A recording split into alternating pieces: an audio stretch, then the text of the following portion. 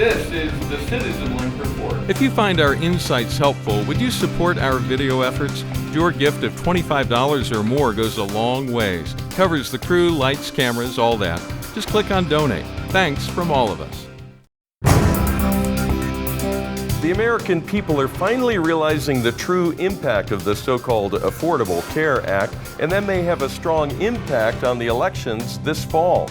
This is the CitizenLink Report. I'm Stuart Shepard, along with John Poulton, who keeps track of races all across the country for CitizenLink. Hi, John. Hi, Stuart.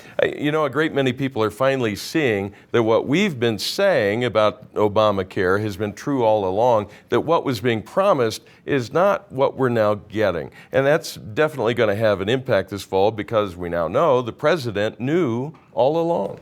That's right. We heard some amazing promises about Obamacare and what would happen. We heard that we would see tens of millions of uninsured get insurance. We heard about decreasing costs, that the average family would see costs decrease by $2,500. Of course, we heard the oft-repeated line that if you liked your plan, your doctor, you could keep those things. And all of those things have not materialized. The uninsured have by and large not gotten insured.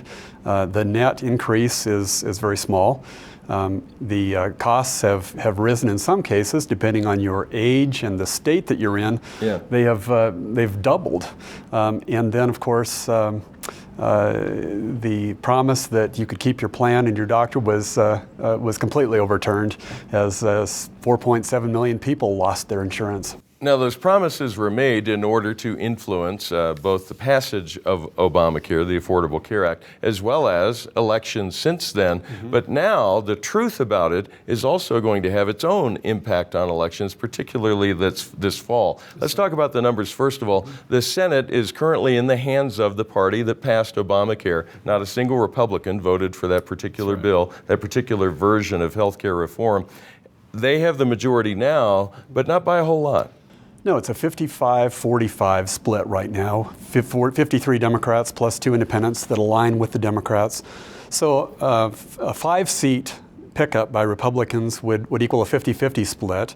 But of course, in that case, Vice President Biden would be the tie-breaking vote. So in order to regain control of the Senate, which would be a necessary step to repeal Obamacare, Republicans would need to pick up 6 seats. Is that possible this year? It is. Normally, you would not say so because 6 seats is actually a significant number. But in this climate, 2014, there are actually significant opportunities, 8 to 10 seats at least in play, some of those tremendous opportunities.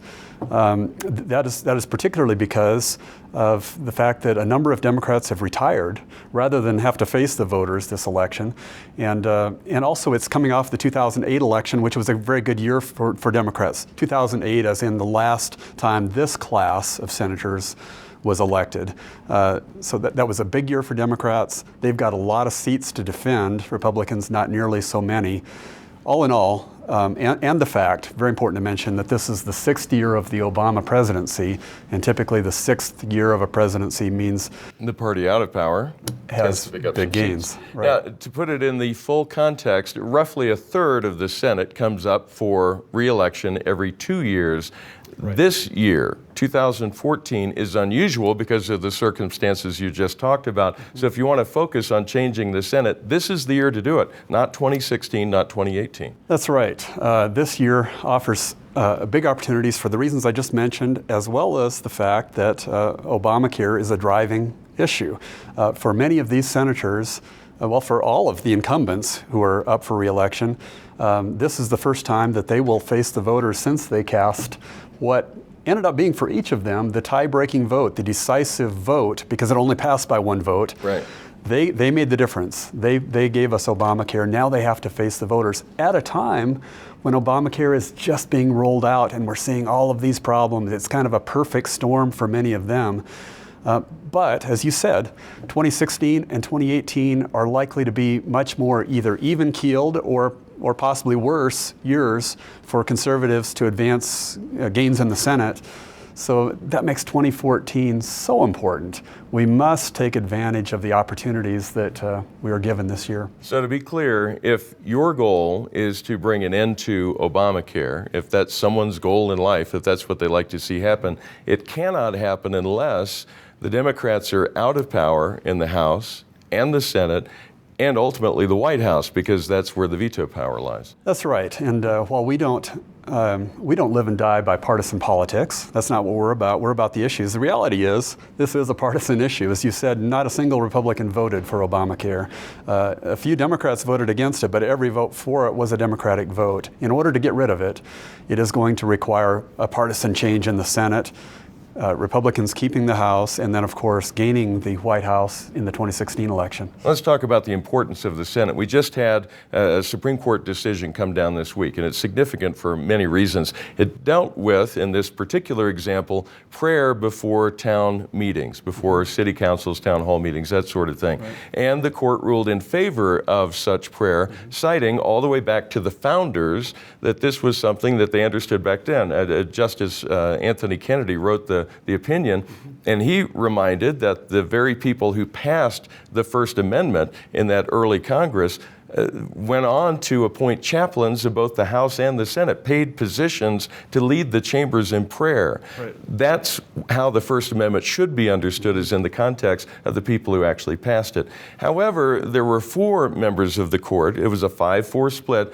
who said, oh no, you don't understand the founders at all. And that's not at all what the First Amendment's about. And this isn't the right decision. This should go against prayer as understood as the free expression of folks in that community. You should be forced to bring in people from outside the community who represent all kinds of religious views, and how you'd ever determine what's sufficient there is impossible to tell. It sets up a horrible idea. That was 4 of the 9. It was a 5-4 split. Exactly. If the president gets to place a justice on the court replacing a conservative, that goes the other way. This prayer case is lost. Many other cases are going to be lost. Any other challenges to Obamacare would be lost because he has appointed some of the most liberal members of the liberal wing of the Supreme Court. Exactly, and we rejoiced at that decision, but how easily it could have gone the other way, and how easily that majority could flip, as you mentioned, not only on that issue, but on, there have been a lot of 5-4 decisions lately. Yeah, and on all the social issues. That's exactly right.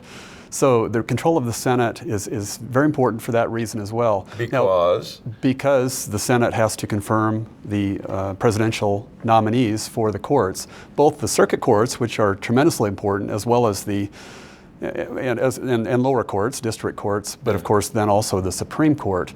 Now, control of the Senate over the next 2 years would probably simply mean a modification, or moderation, I should say, of the picks that President Obama is... Should an opening arise. Should an opening arise in Supreme Court, or certainly in the lower courts.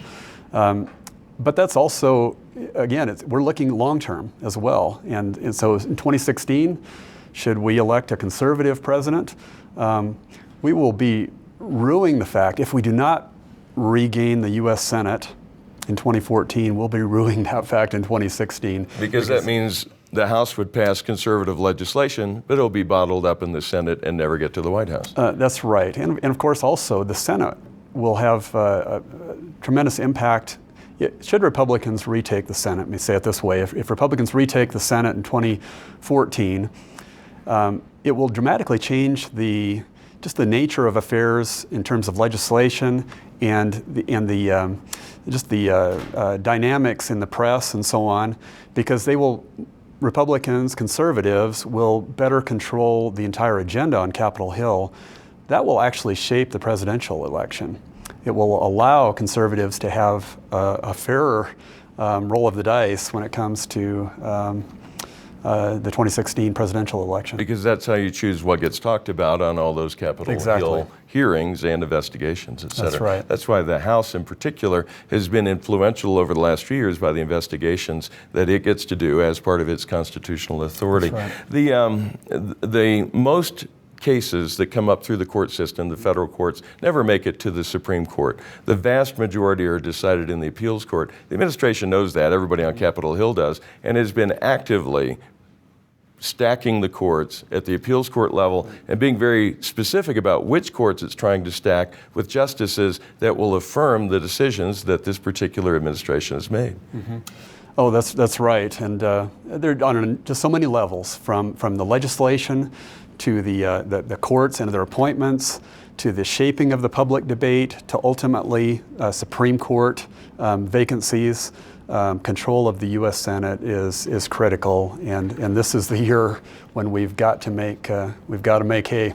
All right. John, thank you for your insights. Very helpful. Thank you. And thank you for watching. We always appreciate hearing from you. You may write to us at mail@citizenlink.com with your opinions, your questions, your criticisms. We're open to all that. And remember to pray for the members of the House and Senate as they decide on important legislation, but also pray for those who are running for office this year. Pray that there will be more people who resonate with our values running for office, so we have someone to vote for, that we can vote for with whole heart and with confidence that they will bring Christian values back into our system of government. Pray that those candidates will be strong, that they will be pure in their actions, and also that once they get to Washington, that they'll follow through on their convictions. And remember, stand tall and be heard.